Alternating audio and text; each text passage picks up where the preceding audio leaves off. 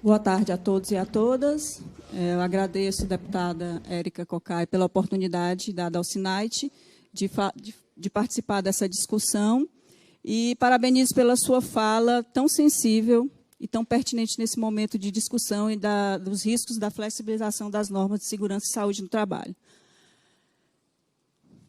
Não está passando? Não.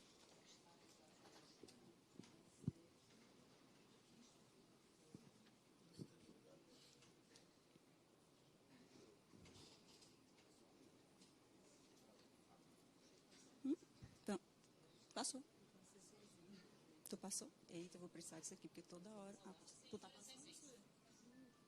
Bom, eu começo com uma indagação. O que cada um de nós esperamos encontrar em nosso ambiente de trabalho?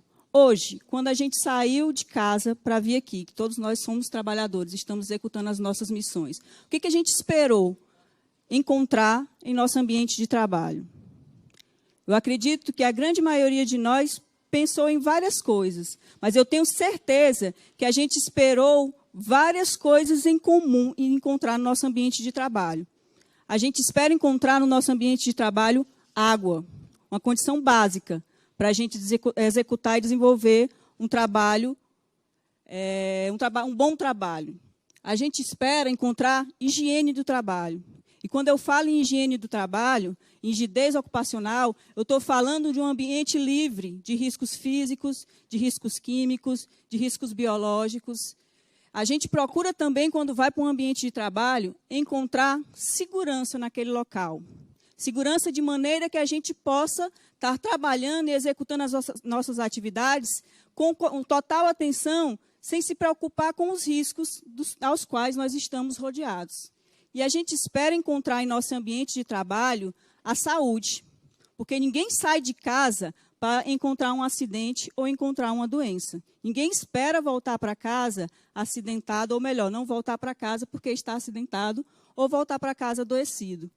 E a gente busca, no nosso trabalho, a dignidade. A dignidade, como a gente escuta muito dizer, que o trabalho dignifica o homem. Será mesmo que o trabalho dignifica o homem? Será que qualquer tipo de trabalho dignifica o homem?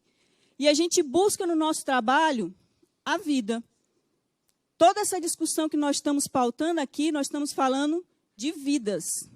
Resumindo, nós estamos falando de vidas, de direitos que garantem a segurança e a saúde de pessoas que trabalham e que enaltecem essa nação.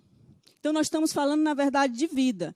E aí eu pergunto a vocês, será que os trabalhadores brasileiros, eles têm encontrado em seus ambientes de trabalho tudo isso que a gente acabou de falar?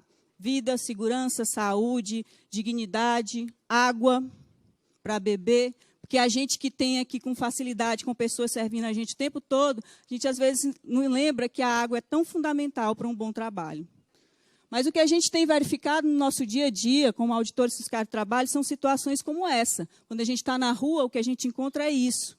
Falta de dignidade, falta de condições mínimas. Aqui a gente tem uma fiscalização no Pará, em que os trabalhadores estavam alojados nessas condições. Logo nessa outra, a gente tem também uma fiscalização no Pará, em que os trabalhadores estavam alojados nesse local, nessa pocilga. E, verdadeiramente, isso é uma pocilga, porque era ali que porcos eram criados antes dos trabalhadores tomarem o lugar dos porcos. Então, vejam aí que a gente tem colchões, a gente tem alimentação, tudo misturado. E aí estão pessoas que trabalham todo dia para enriquecer essa nação. Será que a gente tem segurança no trabalho aí? Será que essas pessoas vão ter saúde no trabalho? Ou será que essas pessoas serão apenas números e serão descartadas quando elas estiverem adoecidas? Quando eu falei de água, foi a primeira coisa que eu disse, quando eu espero encontrar quando eu vou trabalhar é água, porque essa foto me marca muito. Essa foto, esse trabalhador eu encontrei numa fiscalização, e vocês podem imaginar, eu sou do Piauí, tá, gente? Então, vocês podem imaginar, também, prazer. Então, vocês podem imaginar que isso aí é lá no interior do Piauí, né? Piauí é um estado pobre, isso foi lá em Guaribas, no interior do Piauí, mas não. Isso aqui foi na nossa capital, Teresina. No centro urbano, eu encontrei essa situação de um trabalhador sozinho, quebrando pedra, antes de iniciar uma obra, queria ser uma obra ali, quebrando pedra sem nenhuma condição de trabalho, com aquela água suja dentro de uma garrafa PET, nos 42 graus que fazem em Teresina. Será que esse trabalhador vai ter saúde? Aqui outra situação corriqueira no nosso dia a dia. Trabalhador sem equipamento de segurança, a mais de 6 metros de altura, aqui também na mesma obra. E aí vocês olham para essas situações de trabalhador sem EPI e pode pensar, mas isso aí não acontece em construtoras pequenas. Não, essa é a maior construtora que nós temos no Estado. Mas qual é o detalhe dessa foto? É que esses trabalhadores aqui, os dois, eles são terceirizados. Esse é um dos primeiros pontos que a gente precisa refletir. A gente já teve o impacto da terceirização irrestrita, que tivemos há 2 anos atrás, e que aumentaram consideravelmente o número de acidentes de trabalho. E aí agora a gente está aí com a discussão e a flexibilização das normas de saúde e segurança. Aqui outro trabalhador terceirizado com a cadeira improvisada, e que estava ancorado nesse sistema improvisado. E aqui mais riscos, esse trabalhador metendo a mão num solvente para limpar uma peça, e mais riscos, e mais riscos. E essa é a vida do trabalhador brasileiro, da grande maioria dos trabalhadores brasileiros. Na minha apresentação, eu coloquei vários dados que foram apresentados aqui anteriormente, então eu vou me poupar disso, né? Mas é interessante que a gente fale que nós estamos falando de dignidade humana. Nós estamos falando falar de normas de saúde e segurança do trabalho, é falar de princípio básico que está na Constituição Federal, o artigo 7º. Quando a gente vai discutir ou flexibilizar essas normas, a gente tem que pensar muito, porque é uma cláusula constitucional e que fala de vidas. Nós não estamos falando simplesmente de pecúnia, de férias, de 13º. Nós estamos falando de vidas dos trabalhadores. E é interessante que vocês percebam que as normas regulamentadoras elas foram criadas, sim, em 1978, como já foi apresentado aqui. Mas, desde então, elas vêm passando por sérias reformas. Até 2017, nós tivemos normas sofrendo alterações. Então, as normas regulamentadoras elas estão, sim, em constante transformação, em constante mudanças, de acordo com as necessidades que são apresentadas, né? De acordo com os estudos que são feitos de formas técnicas, não da forma como vem sendo apresentada para a gente agora.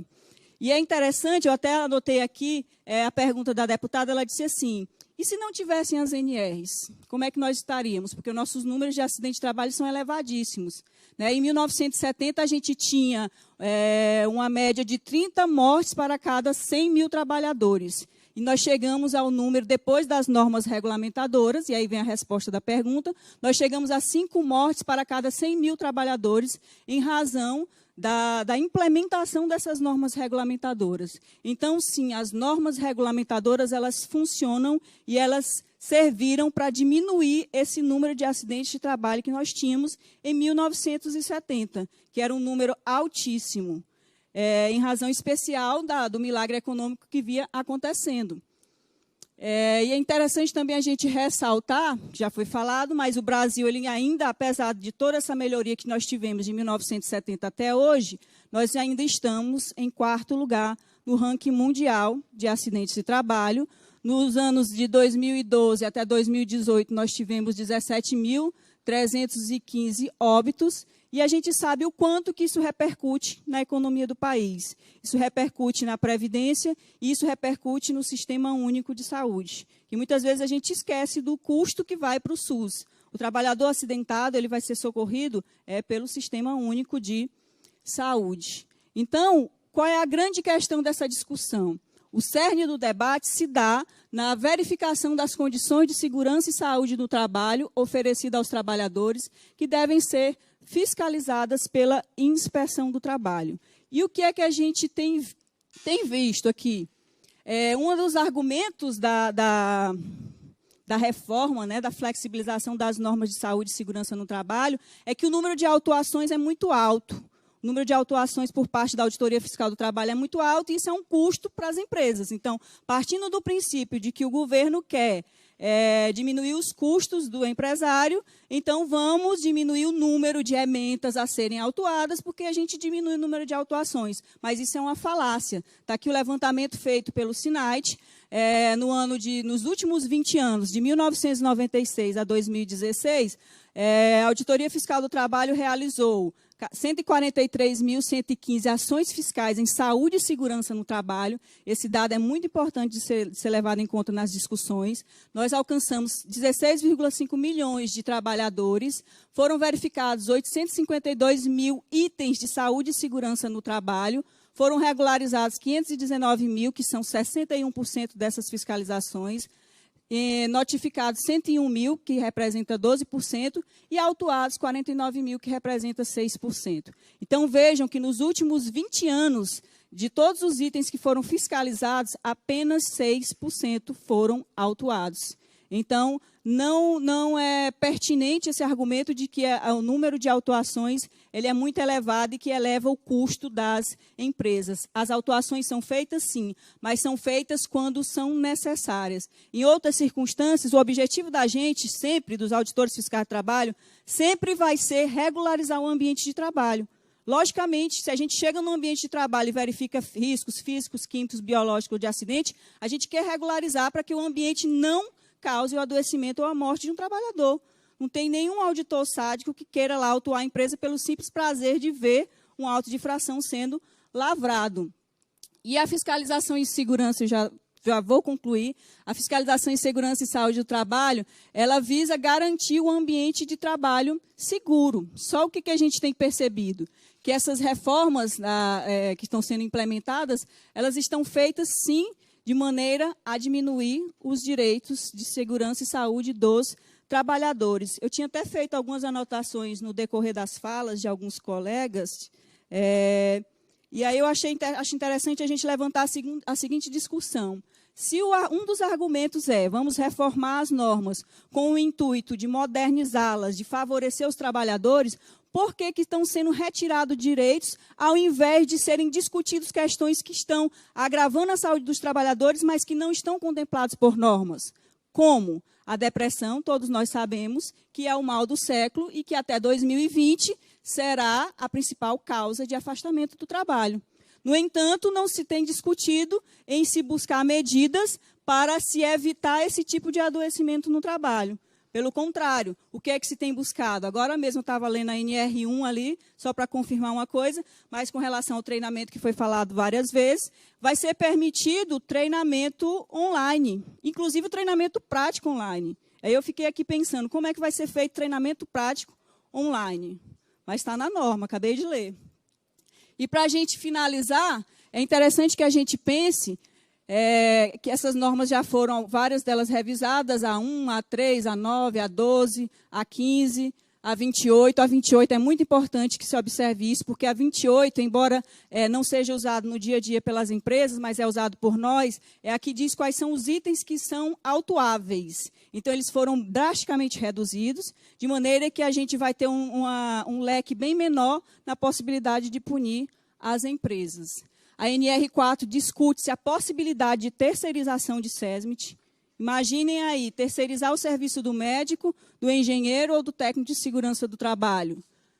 E por aí a gente tem várias dessas reformas que vão estar em prejuízo ao trabalhador.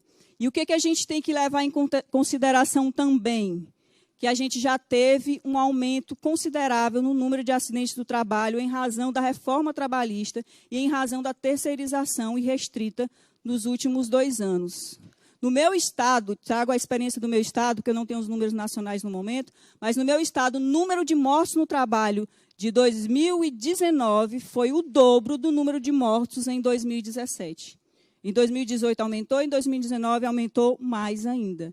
E nós acreditamos que a consequência é o aumento do número de acidentes de trabalho. E aí eu encerro com essa reflexão. Quanto vale uma vida? E 248 vidas? E 17 mil vidas que foram as perdidas nos últimos anos? Quanto vale uma vida? Obrigada, gente. Gratidão. Bem.